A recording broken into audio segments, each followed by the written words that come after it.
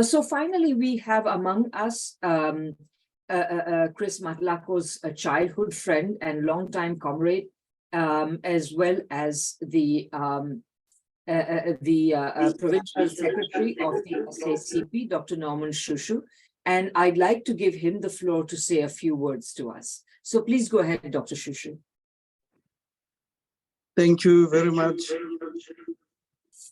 to the International Manifesto group for giving this honor to Comrade Chris Matlhako, an internationalist and revolutionary of note, a comrade who dedicated his entire life to the struggle of the people of our country and the world. And I think much has been said already about Chris's contribution. And on behalf of the family, we'd really like to appreciate the fact that Comrade Matlhako has been honored in this manner as an internationalist, as an anti-imperialist activist, as a person who cut his teeth in the struggle against apartheid, subjugation, and colonial dispossession. Comrade Chair, as has been indicated, was one of the sons and daughters of the soil from this part of our country. As we speak today, and we honor his memory, we are speaking right from the home where Chair grew up. We have Chair's mother here, his brother, as well as party cadres and the rest of the Matlhako family. And we really want to appreciate the role that he has played internationally and the fact that he's been recognized in the manner that he has been by the International Manifesto group. We ourselves are products of Comrade Chair. We've been brought up in this revolution. We've learned a lot from Comrade Chair as an intellectual, as a revolutionary from this part of the country. He taught us that the struggle for socialism is not only a struggle that can be engaged in South Africa, but it's an international struggle. And he believed that in order to pursue that struggle, we need to build strong people's organizations, a strong alliance of all progressive organizations, as well as strong international solidarity network. He taught us that the party must be intimately linked to the masses and be guided by the masses, absorbing from them the great advancement of the national democratic revolution, as well as to build socialism throughout the world. Capacity to strictly apply its discipline in keeping with democratic centralism, not a lackluster and free-for-all organization.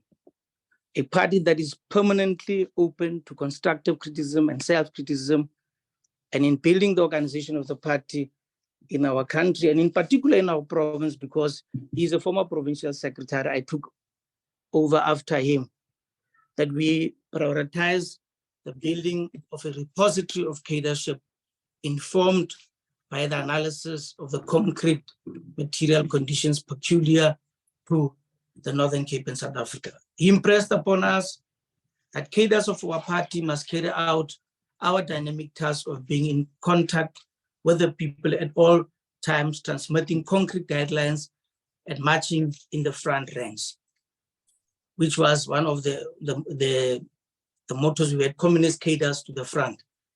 Comrade Chair emphasized that party cadres must be first in study, first in work, first in revolutionary enthusiasm, and first in sacrifice, and that party cadres must be more purer and more humane at all material terms.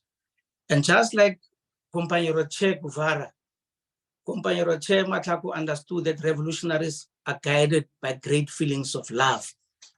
It was love of man, love of humanity, the desire to combat the distress of the proletariat, the desire to fight poverty, injustice, suffering, and all the expectation of the proletariat that gave rise to Marxism. Comrade Chris, like other revolutionaries, believed that a Marxist must be the best, the fullest, the most complete of human beings. He gave up his hours of rest, his personal comfort, his tranquility, and he gave up time with his family, his partner, his mother, his siblings, his children, in order to pursue this international struggle, this anti-imperialist struggle, and a struggle to bring about a better and more humane society. I think it would not be an exaggeration to say that his international solidarity work is unparalleled as far as most of us in South Africa are concerned. In fact, we think he's the most advanced internationalist, proletarian internationalist. He was able to link all solidarity groups across the globe, which included, amongst others, the Swaziland Solidarity Network, as was indicated, the Western Sahara Solidarity Forum, the Friends of Cuba Society, the Zimbabwe Solidarity Forum, the Free Burma Campaign, the Palestine Solidarity Movement, the Kurdish and the Bolivarian Revolution in Venezuela.